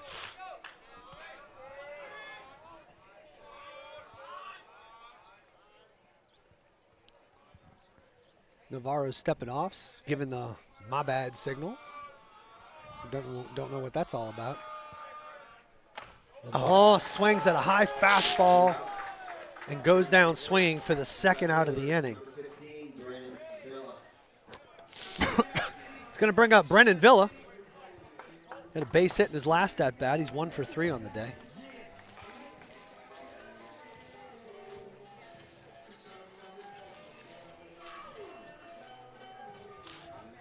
Re-entering the game. He must be re-entering, yeah. Number 15, Brandon Villa.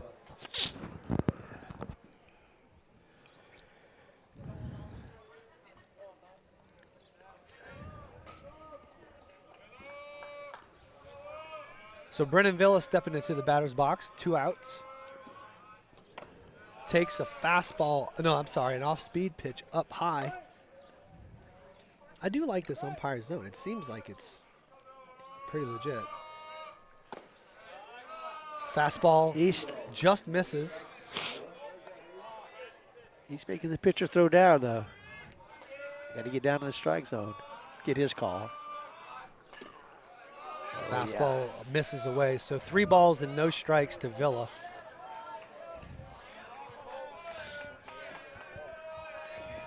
Not given the green light here.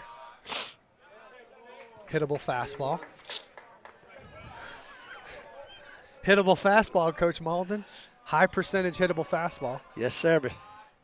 Mr. Winchester. Ooh, so Villa hacks. Misses, swings through it, bringing the count to 3 balls, 2 strikes, 2 outs. Fouls that one off.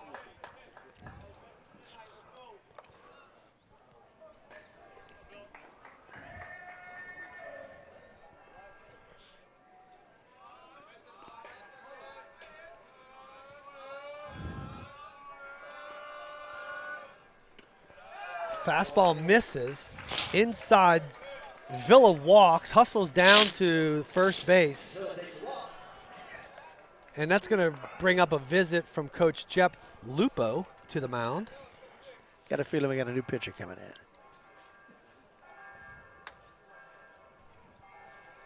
I wish I were able to tell how many pitches he's thrown, but Usually not too many people come out on the field when Coach goes to the mound, so there's the entire team's out there. and we do. We've got number 5. Let's see who this is. Hey, kudos to Navarro Yes. for pitching a heck of a game. Very nice performance. Did really well, and it's going to bring Patrick Laiche, I guess. Laiche, Laiche, Lachey. Laiche, I don't know. I'm predicting. Oh, Not put the voodoo, but well, I think we had high hopes last time. Laiche pitching from the left side is going to wind up turning Cooper around, hit from the right side. He's already had a base hit earlier in the game. He was struck out, base hit, and hit by a pitch.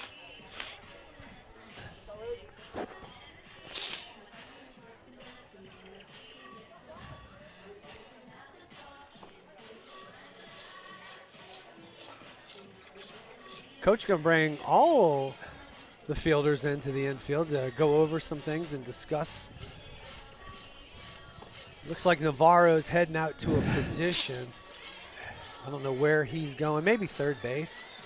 I imagine Coach Lupo was just telling them, make sure you don't let a ball get through. Yeah. You don't want to give him third. Keep the ball in front of you.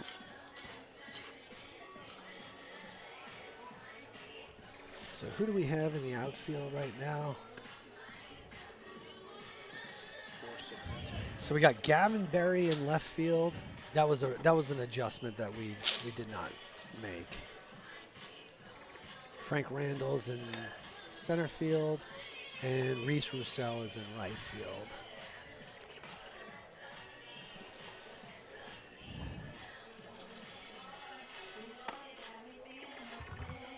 Uh-oh. All right. Stepping up to the plate for the Wolves, the catcher, number 9, Cooper Winchester.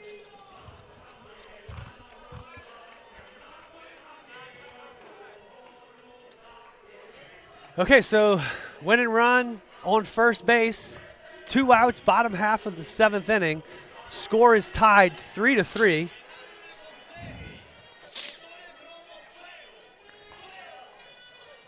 We got a new pitcher on the mound here.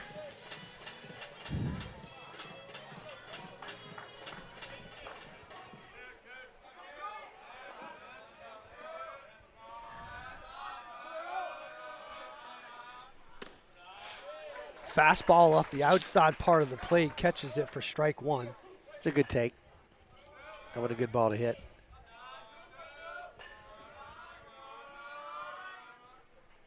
Yeah, that one's not. So Cooper finds himself in an 0-2 count right out of the chute.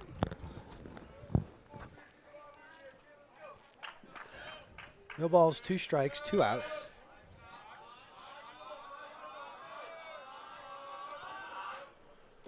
Takes a pitch down in the zone, gets away from Prather. Okay, here we go. Now we got a runner at second base. The go-ahead run is in scoring position now. Got a base open right here. Not sure whether or not. Well, I know So what we're I going to would get do. in the batter's box right here, okay? Well, he's got a 0-2. He's got a 1-2. So. Yeah. So Cooper Winchester with a line drive to center field. That's going to bring the run around, and the Wolves are going to walk it off. Base hit to center field by Winchester, and the Wolves are going to win it on a walk-off single by Cooper Winchester. Holy smokes. You know, this game, someday you're the windshield and some days you're the bug, right?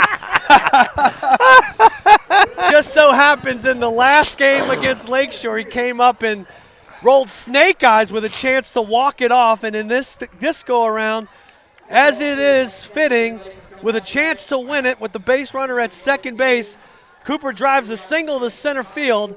The winning run comes around the score, and the Wolves walk off the Brother Martin Crusaders by a score of 4-3.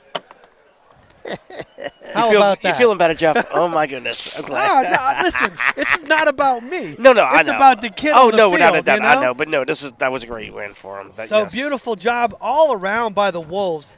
You know, great at bat by Brennan Villa. Yes. Working the count, getting on base with 2 outs, and then taking advantage of the ball that gets away from Prather behind the plate. You put yourself in scoring position Absolutely. there, and then the base hit winds up bringing you around, and you keep it going. So the Wolves' magic of late inning heroics continues, albeit it wasn't consecutively in a row. No, actually it was, because we walked off Lakeshore in the last game that we played with a base hit. So I mean with a walk. So fun ball game all around.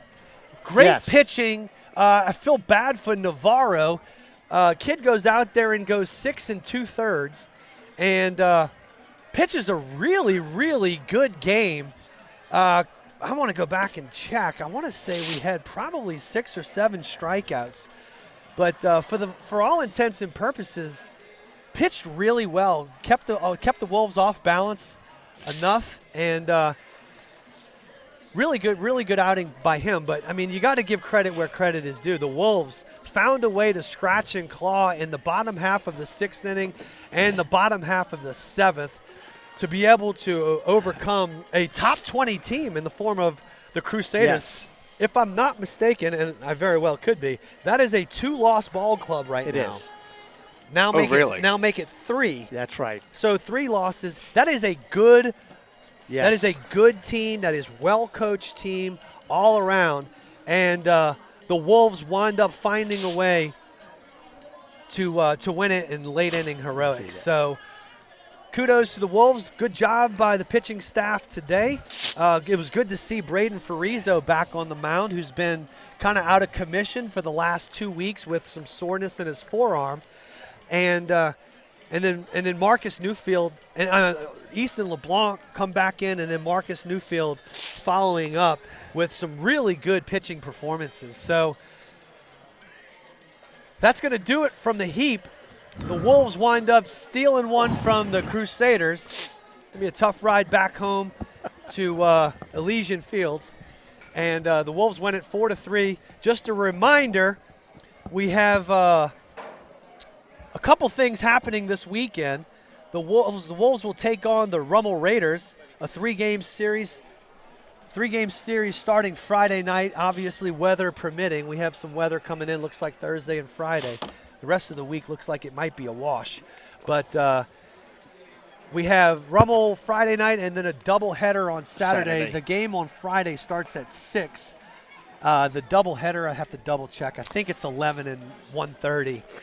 But it's also inclusion night at the ballpark, not to mention ladies' night at the ballpark on Friday. On Friday night, yes. Friday correct. night. Got some big things happening Friday night at the Heap. So if you're looking for some really good baseball, 2 good teams in the form of the Wolves and the Raiders going at it. I know last year we wound up putting a couple wins together against the Raiders and played some really good baseball. But should be a good game nonetheless. And so we're excited about this weekend. We're going to have the sounds of the female artists of the 2000s for Ladies' Night. I think ladies get half off in the concession stand. Oh, the concession stand, nice.